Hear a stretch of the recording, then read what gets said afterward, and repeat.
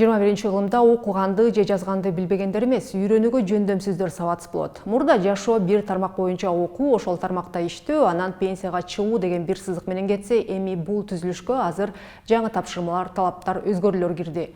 Билим берүү системасы санариптик трансформацияны баштан кечирип жатат. Буга ылайык, эгерде мектептердеги билим берүү табияты өзгөрбөсө, анда алар дагы бара-бара жок болуп кетиши ыктымал.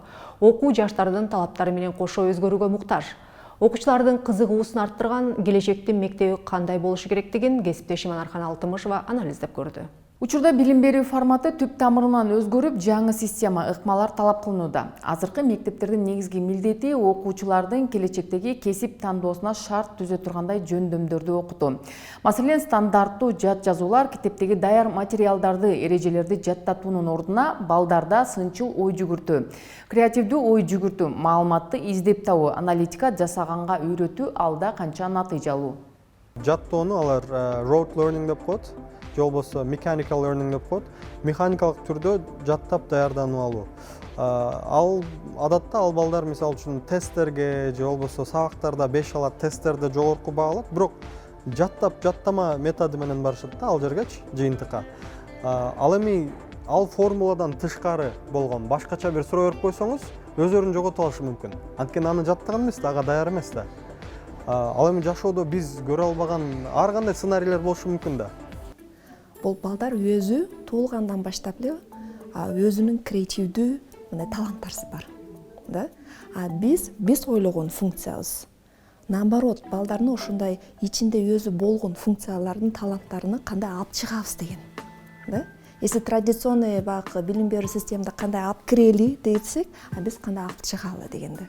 Ошондуктан бул жерде креативдүү билим берүү да эмес, наоборот, креативдүү ой жүгүрүшүн алып чыкканга жардам берип атабыз да. Билим берүү методдору жаңы технологияларды өздөштүрүү менен тыгыз байланышта болуусу шарт. Себеби келечек мектеби бардык маселелерде бири-бирин толуктап турган адамдар жана технологиялар. Билим берүү процесси санариптешүү менен гана комплекстүү жана өз алдынча боло алат. Мектептердеги буга чейинки мугалим, окуучу, китеп деген салттуу схеманын ордуна компьютер, смартфон жана онлайн деген жаңы түшүнүктөр кирген. Ансыз заманбап мектепти элестетүү мүмкүн эмес. Келечек мектебинин моделин сыноо үчүн өлкөдө 10 пилоттук мектеп аныкталган. Ар бир аймакта 1, Бишкекте 2. Анткени менен бүгүнкү күнү мектептерде маалымат технологияларын жайылтуу дагы деле кейиштүү абалда. Билим берүү министрлигинин берген маалыматы боюнча өлкөдөгү 2148 жалпы билим берүү уюмдарынын ичинен 2126сы интернетке кошулган. Калган 20 мектеп алыскы аймактарда жайгашкандыктан илим бокско туташтырылган. Бүгүнкү күнү тынымсыз өмүр бою окуп билим алуу заманбап адамдын күнүмдүк жашоосуна айланды. Анткени тынымсыз билим алуу ар кандай кесиптик топтогулар менен баарлашуу. Адам кандай гана куракта болбосун же кайсы жумушта иштебесин, анын көз карашын кеңейтүүгө, жаңы тректерди ойлоп табууга жардам берет. Азыркы 40 жаштагы адамдар 70 жашка чейин иштесе, 20 жаштагылар 80 жашка чейин иштешет. Окуу, жумуш, пенсия деген көндүмдөр жок болуп баратат. Төрөлгөндөн өмүрүнүн акырына чейин үзгүлтүксүз билим алуу 21 кылымдын талабы. Биздин ата-энелерибиз өмүр бою туруктуу жумушта иштешкен. Биздин доордо бардыгыбыз өз компаниябызды ачканыбызга же башка бирөөнүн компаниясында иштегенибизге карабастан ишкербиз. Бул абдан жакшы. Коом алдыга жылыш үчүн биздин муун жаңы адистиктерди, жумуш орундарды түзүп гана тим болбостон, ошондой эле максатка умтулуу сезимин дагы жаңылашы зарыл. Бунун 3 жолу бар. Маанилүү ири долбоорлорду бириктирүү, бардыгына максатка умтулуу эркиндигин берүү жана дүйнө жүзү боюнча коомдоштукту түзүү үчүн тең укуктуулукту кайрадан карап чыгуу. Марк Цукерберг, Facebook.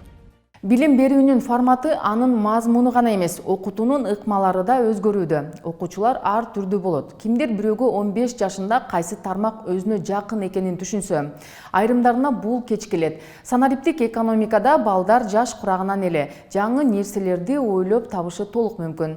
Бирок ал үчүн ар бир окуучуга өз алдынча окуу планын түзүү маанилүү. Маселен, мурдагыдай математика сыяктуу бир эле предметке басым жасабай, балага кызыктуу гана болгон, ошол эле музыка сабагын терең үйрөтүү зарыл. Мен жалпы билим берүү мектептер алып келиши керек болгон пайданы көрбөй жатам. Кимдир бирөөгө тил үйрөнүү жагат. Айрымдар математиканы, башкалары музыканы жактырат. Билим балдардын талантына, жөндөмүнө ылайык келиши абзел. Баланы көйгөйлөрдү чечүүгө жана эмне керектигин түшүнүүгө үйрөтүү зарыл. Илон Маск, Tesla.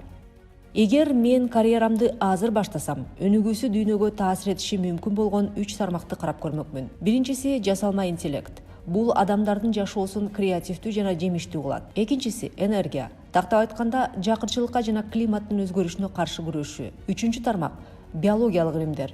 Бул адамдардын көбүрөөк жана бактылуу жашоосуна шарт түзөт. Бирок карьерадан башка дагы маанилүү нерселер бар. Мен мурда эң мыкты код жаза алсаң, адамдарды, маркетинг команданы да ошондой мыкты башкарып, же баардык тапшырмаларды так аткара алсаң, мыкты болосуң деп ойлочумун. Мен жаңылыптырмын. Мен адамдардын жөндөмүнүн ар түрдүүлүгүн баалоону билдим жана үйрөндүм. Муну канчалык эртерээк түшүнсөң, ошончолук жашооң оңолот.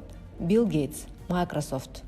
Келечектин мектеби окуучулардын жөндөмдүүлүгүн, талантын ишке ашырышы үчүн оригиналдуу жана ыңгайлуу болушу керек. Окуу материалдары тынымсыз жаңыланып, эскирген маалыматтардын ордуна актуалдуу, кызыктуулар колдонулушу шарт. Окуучу өзүн эркин, ийгиликтүү, бактылуу сезиши абзел. Мектептеги атмосфера маанилүү. Азыркы мектеп ушундай болуш керек. Балдар ал жерде бир эле окуган эмес, керек болсо жашагысы келиш керек. Ошол жерден кеткиси келбегенде, өзүн бактылуу сезген бир чөйрө болуш керек депчи. Эң башта биз баланын мектепте бактылуу сезүүсүнөн баштасак, ошондо баардыгы жакшы болот эле деп ойлойм. Себеби бала ал жерден кордолгон, ал жерде жемеленген, четтетилген, кемсинтилген, түшүнүлбөгөн, түшүнүлүүгө аракет кылынбаган бир чөйрөгө эмес, ошол жерде баардык мугалимдер менен сырдаша алган, ошонун ортосунда байланыштын негизинде билим берүүбүз эң алдыга чыгат эле деп ойлойм.